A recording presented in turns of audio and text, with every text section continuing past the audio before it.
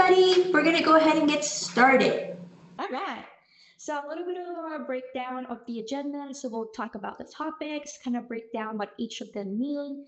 While they run very closely together, they're both very separate subjects that we can analyze together. How it ties into the possibilities now, which if you remember from our previous training, the program of possibilities now comes from our waiver services. So I just want to explain why it ties into everything. Hopefully it will make a little bit of sense. We'll also meet Michael Smull. I believe that's how you pronounce his last name.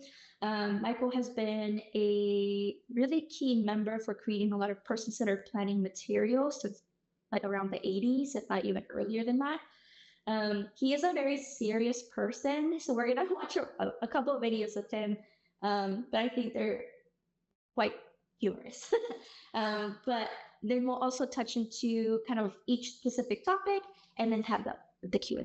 So a little bit about this presentation. Like I said, we'll analyze our two different topics with person-centered approach. Now, hopefully, if you're at Full Life right now, you have a general idea of what person-centered planning is.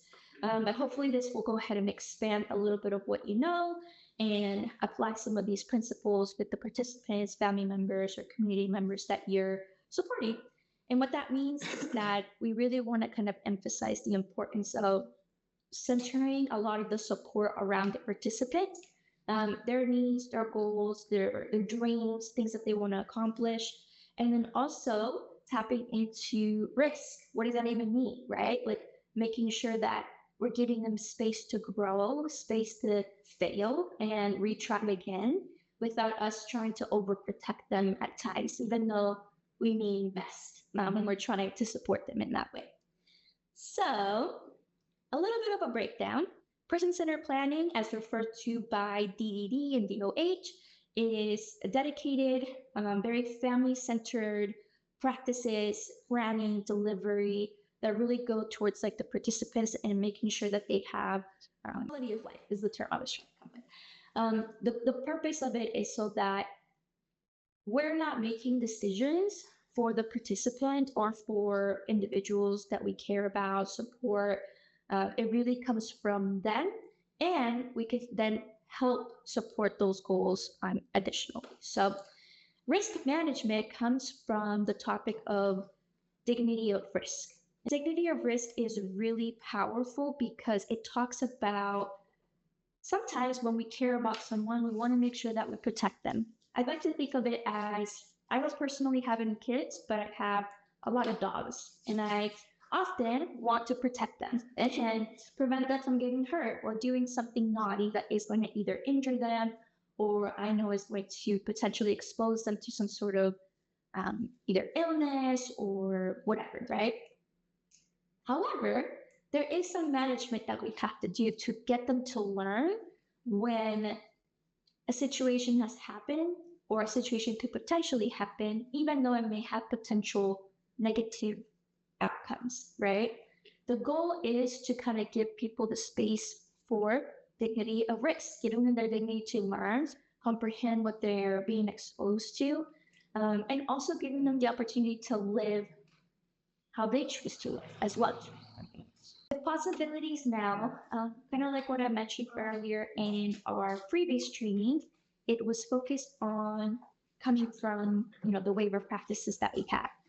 How person-centered planning kind of ties into this particular training is that it's part of one of the metrics that comes with this.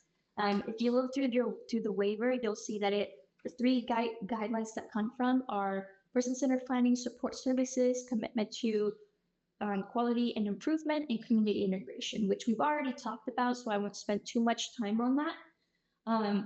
But one of the specific topics is person-centered planning. So again, this is prioritizing the individual's quality of life, ensuring that what they want to do aligns with the goals that they're trying to accomplish, within giving them the space to accomplish that as well. All right, so like I mentioned before, we're going to talk about Michael Smull.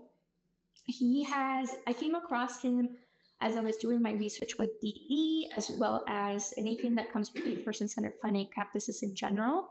What I like about Michael is that he has a lot of exposure to AI, creating a lot of the guidelines himself, and also learning how to actually do it.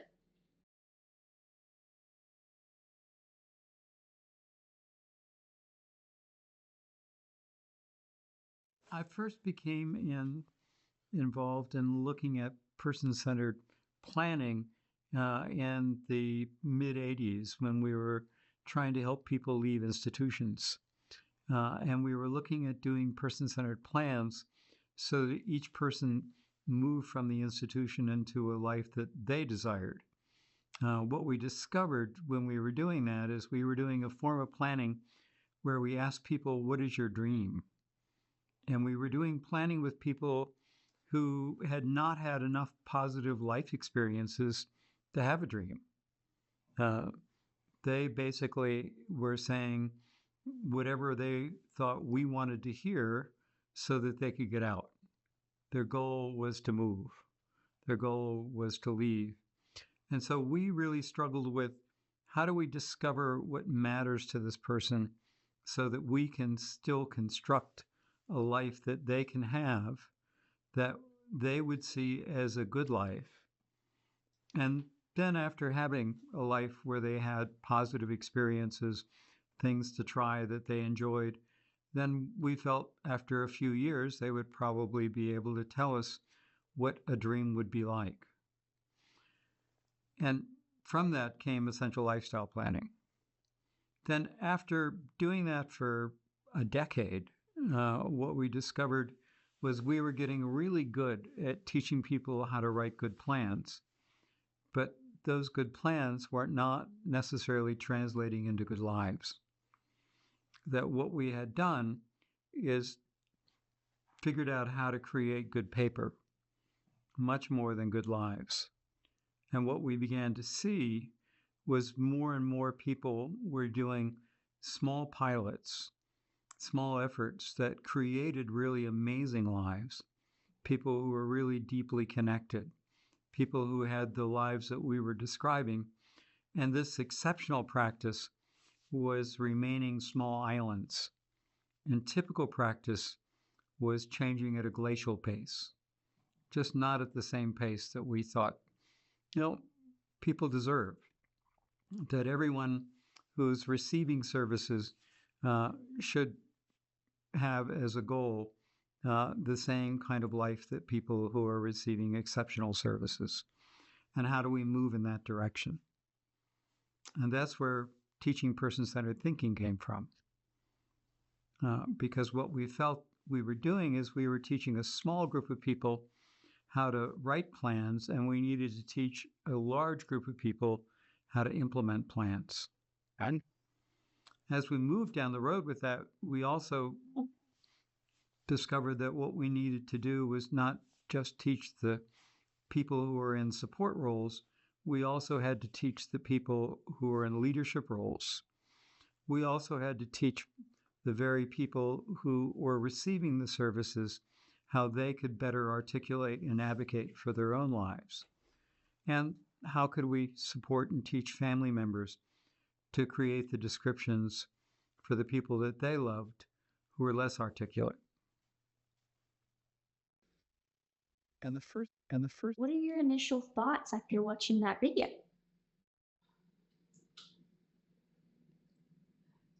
It's right on the mark. Yeah. Exactly what we're trying to do, right? Yeah. There's a difference between having a good looking paper versus a good looking life. Mm-hmm. Yeah. What is on the paper actually has to translate to that individual's life and all of them people around that person. But if you can with that person or they work with that person, wow. But I think it's easier said than done. And absolutely. Yeah, but that's what he was saying. That's just it. And there's change. Someone might say in a meeting, yeah, sure, I want to work on math. And then when he's actually start working on it, Yeah. How do you do they're that? like, how do I do that? Or why do I want to do that? I don't want to do that. I don't want to learn how to balance. Said it there, but if you're not doing what the paper said is just, Yeah. we're supposed to be teaching you. Yeah. It's not working. Yeah. Not working. Yeah. Then you got to look at it and get somebody to change it. That's right. So I love that. And I think that that's kind of the purpose of why we're even talking about person-centered planning and thinking. And that's because we want to give people a greater quality of life, right? We want to look beyond the paper sheet that says they need to accomplish A, B, and C. Yeah. And then you actually start attempting to do those goals, but they're either unfeasible or they're too far out from the actual goal that the participant wants to accomplish, or they're not reasonable enough. So when you look at these ISPs and have these conversations with your participants, your loved ones, those that you support, think about actionable items that you can take. Even those like baby steps are so meaningful, and they're such a great granular progression to the goal that they're actually trying to accomplish. For example, let's say that somebody has the goal of, hygiene, and they're looking to brush your teeth independently twice a day. What kind of steps can we take? Is it prompting them, reminding them? Is it putting them a little note? Is it achievable? Is that something that they can remember on their own? They need more support as far as maybe a phone reminder? So there's an alarm that goes off that's like, yep, it's time to brush your teeth. Those like little things really do matter to try and accomplish a specific goal. And that might not be, that's just like one of many. There's many other ones, such as like people finding employment as an example. Employment as with our employment services, if they want to get a position or volunteer somewhere, especially if they want to find an employment specifically, like how do we get them to not only even work on a resume, but have those interpersonal skill sets to connect and interview and be able to like actually share what kind of value and contribution they're able to share with that particular employer, and how they can become financially independent. So I'm glad that it's a good conversation starter, and I hope that as you look and continue to kind of work with your people, you think about what are those like little tiny goals that we can set to get to this larger thing. And I would also say to not get discouraged, because I think life, from what I've experienced, is a lot of failures that you learn, and then you get understanding of where you're at, and then you make successes from that. So even though perhaps one goal didn't work, try something different, be creative. And that, again, it can be a variety of things and a very specific to the target goals that the participants trying to make. We're going to watch another video, and this one's really exciting because it talks about direction, purpose, and meaning. And I want to get your thoughts afterwards as well. People need a sense of direction. People need to have a purpose, meaning in their lives. One of the things that I think has been incredibly powerful and successful in the last 20 years has been the way in which some thinkers, people like Beth Mount and John O'Brien and Jack Pierpoint, helped us discover this notion of person-centeredness, person-centered planning, helping people find their own way forward. And I think if you try and look, what's that all about? What's person-centered planning about? I think one of the things it is about is helping people find their own personal destiny. Now, that sounds very grand, but actually it's important in every aspect of ordinary life. And If you meet somebody you don't know, you want to find out who they are. You ask questions about what do you do and how do you live and what's going on for you. Part of what you're doing is trying to find out who this person is, but also, is their life really theirs? Is it authentic? Has it got real sense of purpose and meaning? You don't need to share the same meanings. In fact, it's great to meet people with very different senses of purpose. But what you do notice is if somebody's living a life without meaning, and in fact, you can feel it yourself. You can get trapped, caught up in things, stuck in a rut, and suddenly you're doing things really that you don't believe in.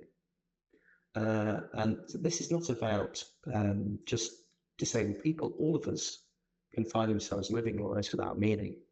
And when we live lives without meaning, actually, we damage the respect that other people have for us.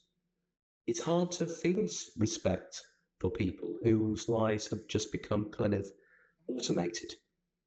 So that's why I think direction, a sense of purpose, a sense of meaning is fundamental for everybody.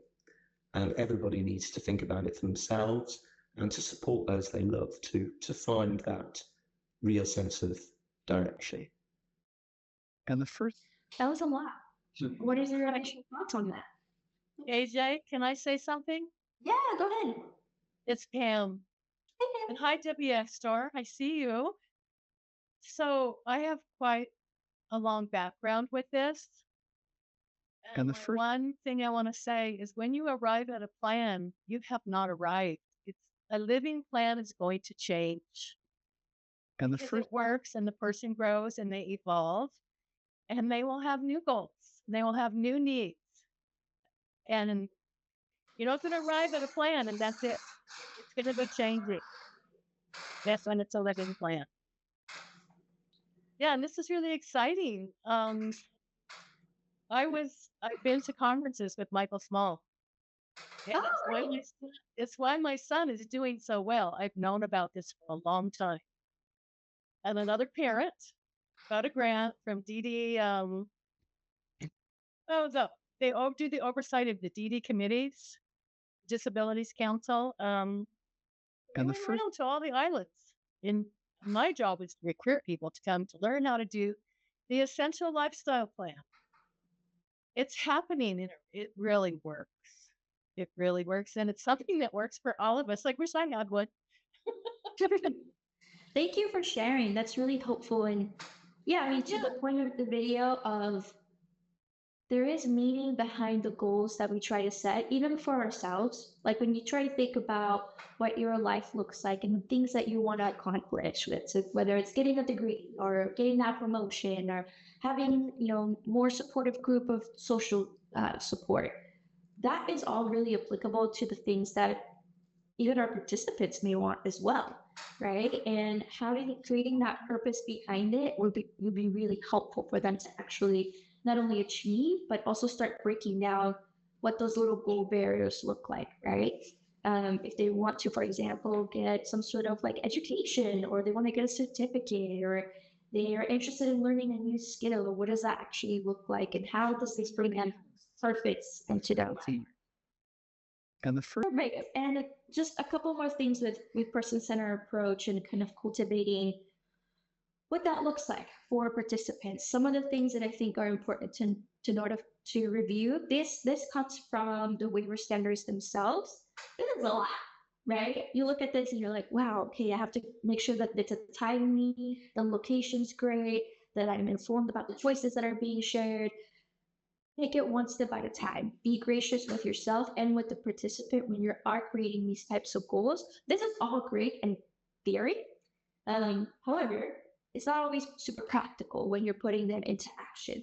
I do want to run through them because I think you may think about utilizing one or two of these as you set your goals. However, not all of them are sometimes doable, right? So with person-centered approach, driving specifically for that it supports the participant, but also includes their support circle. Thinking about ways that, do we want to make this a short-term goal or a long-term goal? Does long-term mean 5 years? Does short-term goal mean a couple of weeks, a couple of days, a couple of months? Those are like really good things to start thinking about, and also kind of putting milestone in the goals that you want to accomplish. In the example that I gave earlier about like hygiene as an example, let's say that it's the same thing. They want to kind of be more independent when it comes to hygiene.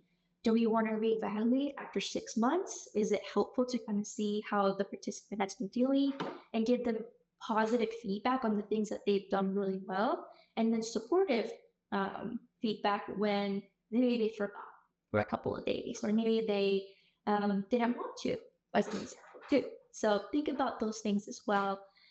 One of the things that I think also really is applicable to the goal setting, and one of the things that is put into the waiver standards is reflect on cultural considerations as well, and use plain language. So goals don't have to be super elaborate. They can be very simple, straightforward, and they can also be very centered and rooted within the culture that we have, whether it's the culture in the person's home, or maybe it's the neighborhood, or even the beautiful island that we get to live in.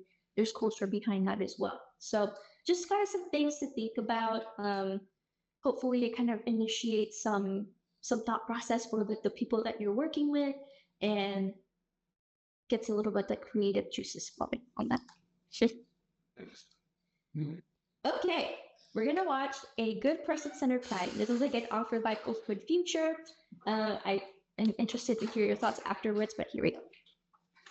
An interesting story about helping folk get direction, I think, is Patrick's story. Patrick is a man who has very severe cognitive impairments. He had a reputation in the institution for very severe, challenging behaviour. It really hurt some folk. He also has this thing called autism, and he's got a visual impairment. So, a lot of things that he's trying to deal with. He was somebody that really the service system had very low expectations for. They couldn't see how Patrick would live in community. But we were desperate to make it work, and we were very fortunate because although with all these problems, Patrick still had a loving family, a mum, a dad, a sister who cared about him and knew a lot about him. And so to try and get Patrick out of the hospital, we spent a lot of time with the family, listening to the family with Patrick. I think there were some very interesting lessons about good person-centered planning and finding a good direction that came out of Patrick's story. And the first of those was, of course, the power of Patrick's own presence. In a way, because of who Patrick was and some of the things he did, it would be very easy to assume that you should just do all the planning without him. He couldn't participate. Patrick didn't really use many words. And in fact, the hospital said he only used one word, which was toilet. The very first planning event that we had at Patrick's sister's house, Patrick arrived from the hospital in a bus, and he came into the house. He sat down, he said, drink. So it seemed like a miraculous 100% increase in his vocabulary. And of course, it was a powerful way of Patrick reinforcing that he didn't just know one word. It's just that in the hospital, the word toilet was the only word that had any meaning or value, because you couldn't determine when the drinks arrived in the hospital. They arrived to schedule. But in his own sister's house, actually asking for a drink had meaning. So that was a very powerful lesson in itself. Context makes a big difference. And Patrick's presence made a big difference to how we planned and how we thought about things. There were some things, however, that were too difficult to talk about with Patrick there. Patrick's behaviour, challenging behaviour, was sometimes triggered by things that we really need to understand. But talking about those things really upset him. So we wouldn't do those things with him. It was very clear that he needed us to do those things in a different way. So I think that's an interesting lesson as well. I think there was another interesting thing about working with Patrick was the different values of different person-centered planning approaches.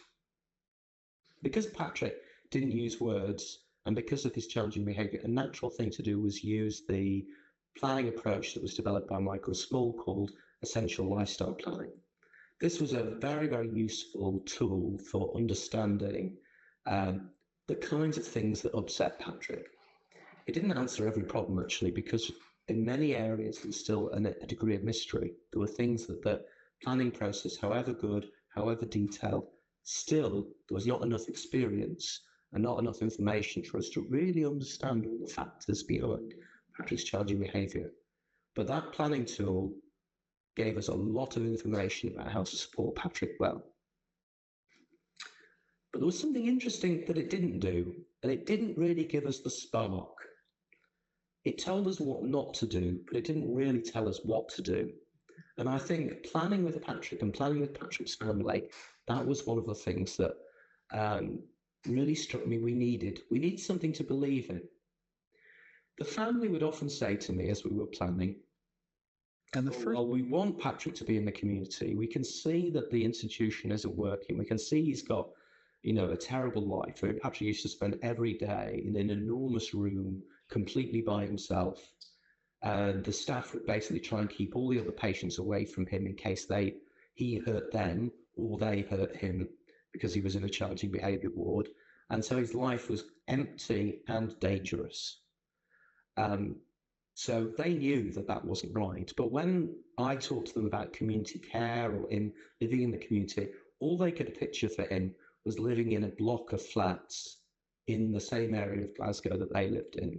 And they really couldn't picture that as a positive future for Patrick. And however much I would say things like, no, well, it doesn't have to be like that, they just couldn't picture anything better.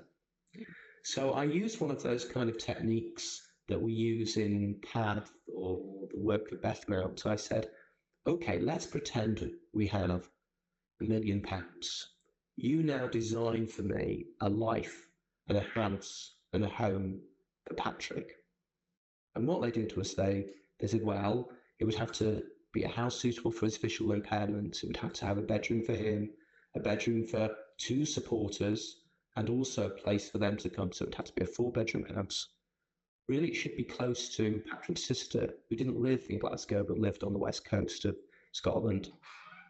And they came up with other things that would make the house attractive. Now, we found that house. Patrick lives in that house to this day, and it didn't cost £1 million. It was a very reasonably priced house that has served Patrick really, really well, and Patrick has a really, really good life now out of the institution. And it's that sense of sometimes you need that spark, you need that something positive to work to. It's not just about solving the negative problems, you need the positive.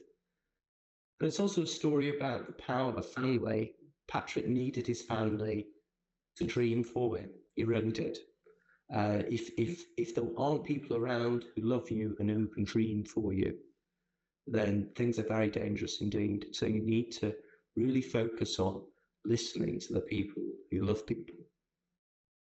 And the The first, biggest takeaway from this video is that person-centered planning and thinking is a lot about advocating for people and ensuring that what you're advocating for aligns with what their quality of life also look like. So the example of like finding a home and making sure it's in a great neighborhood, that can be kind of scary, right? For not only the participant, it's a new environment, potentially not as many people that they're used to, or too many sounds, noises, and yet the family believed, and they had this intention of giving Patrick the quality of life that he deserved, and that was putting a little bit of risk as well, right? So a little transition. What are your thoughts in regards to the story that we just watched? Well, yeah, I have heard stories where someone was considered incorrigible, and then all they do is change the environment. All of a sudden, it's like I've heard numerous stories like that. So that doesn't surprise me much. Good. I love that. Yeah. Sometimes it does take a little bit of exposure, right? A little bit of new initiative, and again, advocating for the participant. What I loved about that story is because, again, he kind of said it in the video, the family dreamed for him, and dreams are a way of loving someone or loving yourself. And so I think that was like a really powerful message that they shared. And we talked a little bit about getting started, right? And we see these goals and they're kind of egregious and really big and crazy, but how do we actually get started, right? Well, I very clearly have come up with 3-step action that is simple. I'm just kidding. This is really difficult and really, it takes a lot of time. But I like to at least have it in like a 3-way format to hopefully help you as you make these decisions with the participant or with the support circle. So I think the first step is gathering the support circle for the participant. Who is the family, the friends, the neighbors, teachers, people that support them, who love and care and can dream for them too, right? Can see a much better quality of life, a better support system for them.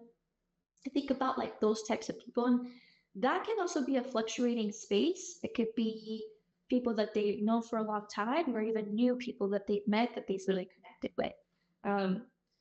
Outline the plan as you sit through the INSPs and kind of review with the participant their goals, what they want to accomplish. Think about, is this the goal that we can do short term or long term? Do we need to put a pause on this goal? Is it just right now is not the time? Maybe if something tragic has happened or something significant has kind of become more top of mind or needs to kind of refocus. Feel free to like reassess what those goals are. I attended a couple of ISPs, and I heard that it was like a different service provider, and I was a little taken aback about the questions that they were asking, such as one of the examples was, how do you feel so and so about this goal? And if they said yes or no, it didn't really matter. They just moved on. And that's not really giving the participant the reassurance that the goal is even going to be beneficial, but we're not even hearing what they have to say about the specific goal. So I'm really happy and proud about like the ISP processes that we have in place, but I definitely want to encourage everyone to take that additional step. Ask those questions. Are you sure you feel really good about this goal? Is there anything that is scary or triggering about this particular goal? Do you feel comfortable going, just talking to whoever, going to a new place with this in regards to this particular goal? Going a little bit beyond just the yes or no questions is really helpful. And of course, you're going to have people or participants, excuse me, who either are nonverbal, so sometimes you kind of just can take what they can give you. Hopefully you develop a really strong relationship. You can understand like their facial expressions, if they feel their body language, if they feel like a little bit more, either upset or they don't want to talk about something or they feel really excited. I think it all becomes part of the body, how it's trying to communicate. Then you might also have participants who they're totally okay. They're like, go with the flow. This is fine. I'm okay with this. Still try to push to get them to make that decision. Help them understand that it's not just a yes or no and a question that we will ask them once a year. This is life and it should matter. And it should matter not only to them, but to also the support circle as well. And then take action. Again, little steps go a long way. Either going on a walk for 10 minutes or putting those reminders on the phone or the windows or something to kind of help with whatever they're trying to achieve, or if you want to remind them of a specific goal that ties into what they put down, those baby steps. Okay, we're gonna watch one more video. Actually, a couple more. Sure.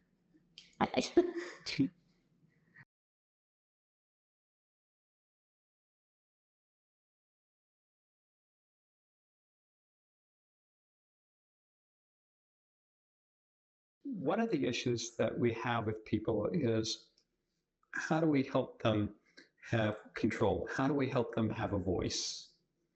And how do we help them tell us what their choices are? So there are a couple of tools that we found are very helpful.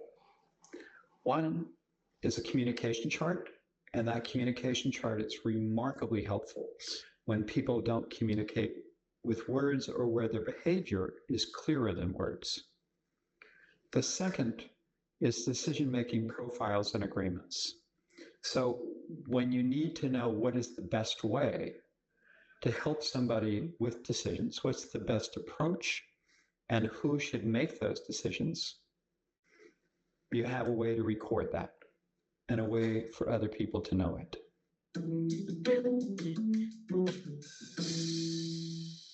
A communication chart's a way to capture what people are telling us with their behavior.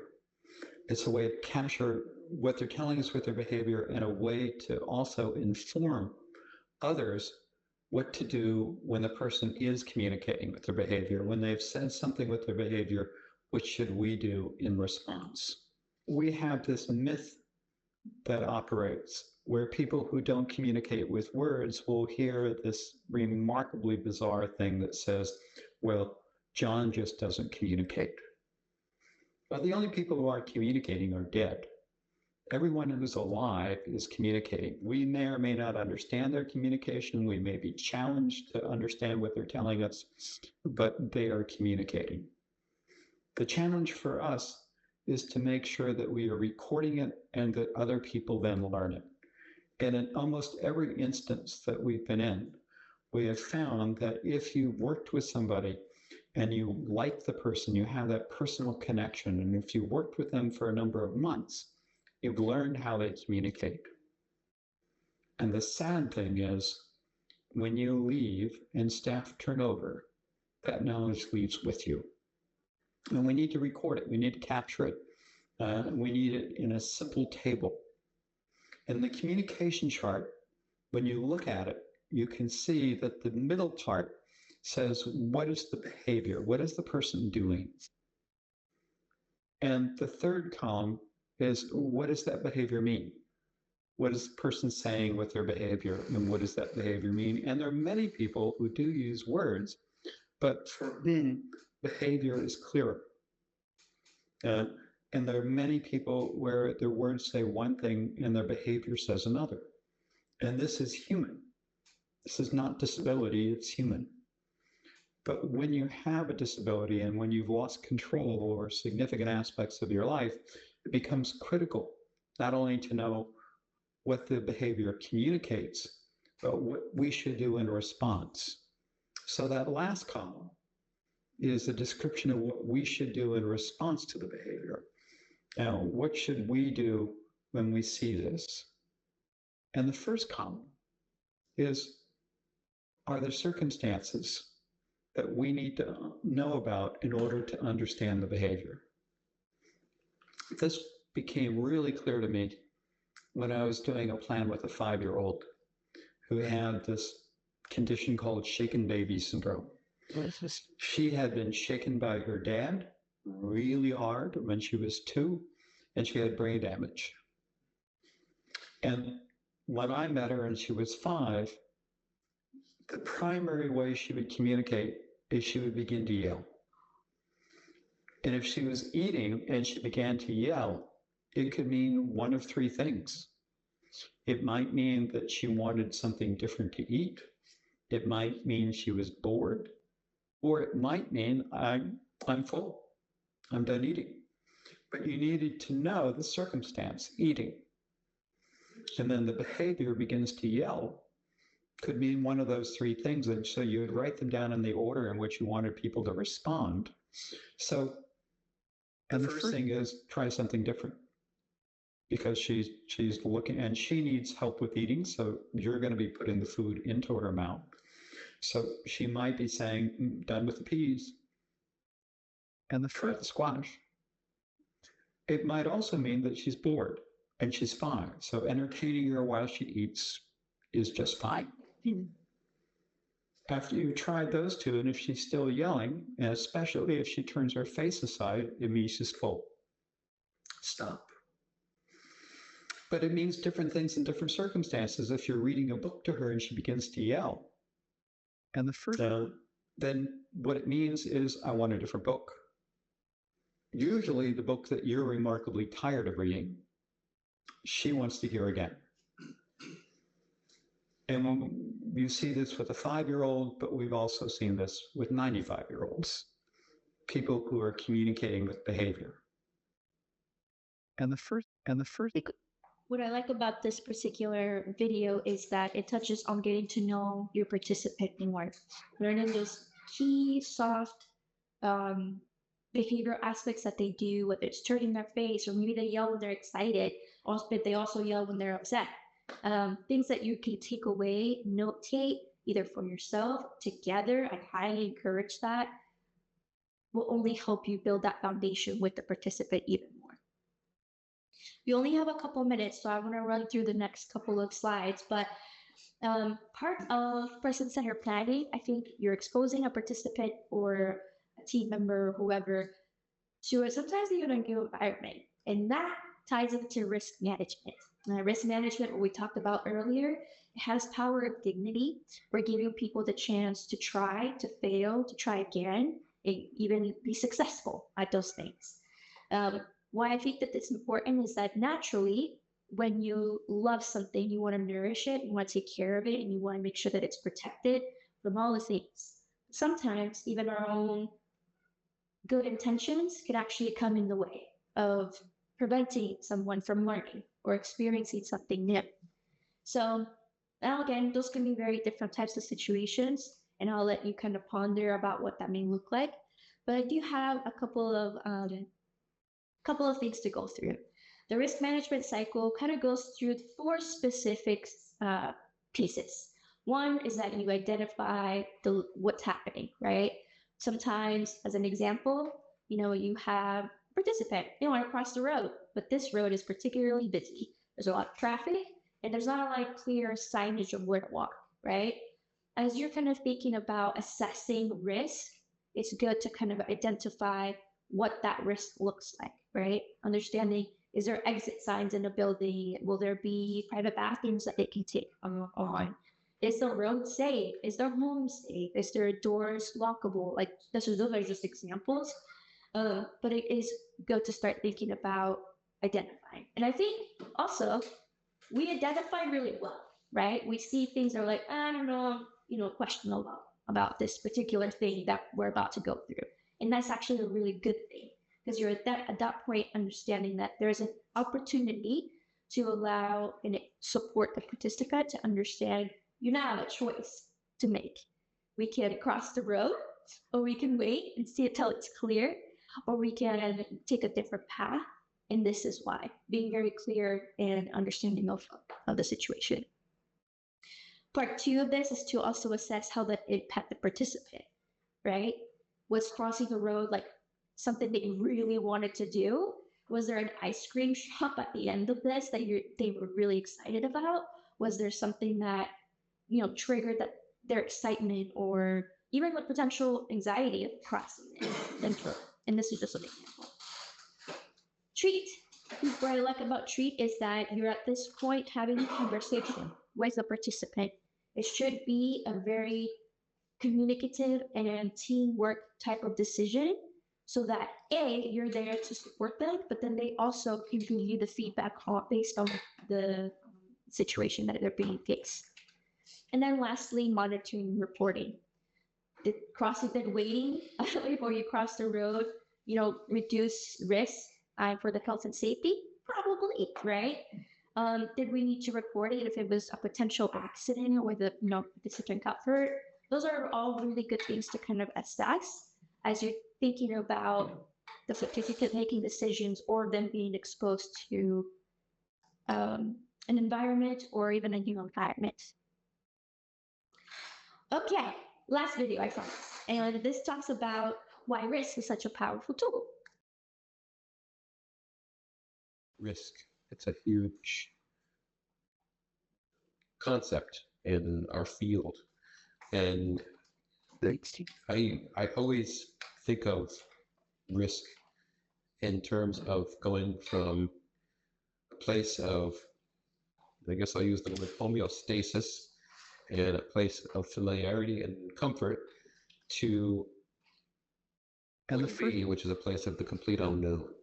And that might be filled with danger or anxiety or change. So risk, I mean, that's like, I'm sure there's a simpler definition of risk, but for our conversation, I think it's important to have that in mind. So, okay, so all human beings experience that. Hopefully they experience times where they press their comfort zones and they want to experience something new and perhaps dangerous, perhaps different, exhilarating, whatever it might be. And most healthy human beings, that's what we do. We risk things. We have moments of risk. Now, when you frame that, for some reason, when you're supporting somebody with disabilities, somebody with developmental disabilities, and you have the notion of risk that's about to happen in their life, whatever that might be, something changes. There becomes a real overprotection when it comes to the role of anybody that's supporting a person with disabilities, especially in organizations or in systems where people with disabilities are supported. There's, I suppose, a liability that goes along with a person in contract with an agency or a direct support professional, if I'm a person receiving supports and I have a contractual agreement with an agency and a person supported, and part of the role and responsibility of the agency or the direct support worker is to look out for and promote physical and emotional and health and well-being. Perhaps if somebody that we're supporting wants to do something as dangerous or as chancy as maybe skydiving, then something comes into play that might be different for a person who doesn't experience a disability. And the first, and the first, and the first, and the first, and the first, I think and the what's first. important to also recognize is that risk management is not intended to be about other people. It's intended to be about the participant or the situation that you're in, but in this case, the participant. I wanted to close by sharing some do's and don'ts. These are very generalized and, of course, are going to be sometimes very specific to the situation that you're in. But what I took away from learning about risk is to not overprotect. I see this a lot with specifically like those who have been really close to a participant who either helped them throughout their whole lives, parents, guardians, those that have been like aunties, uncles with a participant that, you know, they want them to be safe. They want them to be healthy and happy. You're doing what you can to take care of them, but are we doing them at this favor or potentially overprotecting? Something to think about. Also, do respect the dignity of risk. It's okay to fail. It's okay to try again. It's okay to assess. Oh, I don't know about this situation. We could try something else, right? And it's okay for you to share your concerns too. You got to think once you're part of the support circle, which you are, you also have a voice in that matter. I guess I've said this so many times, but don't be afraid to fail and to try again. I've seen the most successes with team members and DSW and participants who have tried numerous ways about getting something done together. And a lot of them have been one step forward and like 7 steps back. But eventually, the trajectory actually starts rolling, right? And actually start seeing a little bit of progress. And you celebrate those progresses and you get excited, and the participant understands this is great. I love this new thing that I'm exposed to, or this, environment that has slightly changed even. It's like trial and error. Exactly. Yeah. Nothing is perfect. And I definitely am not here to say that, you have to follow these things and these processes are processes in stones. They're not. Everything is very tailored to the participant. That's where the person-centered pointing comes. But then we also have a responsibility, right, to advocate, protect, to ensure safety to some degree.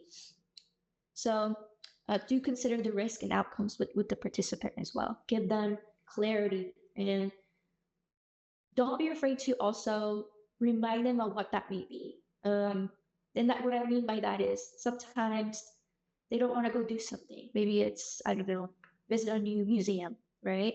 And it's okay to kind of continue to share with them why it could be a potential good option, right? And sometimes they'll take an adventure for that day. And sometimes they don't. And again, it's up to the participant, but do continue to create that support. And don't forget to have fun. And that's just my own little sprinkle of fun, because from what I've learned thus far is that the participants want to have fun.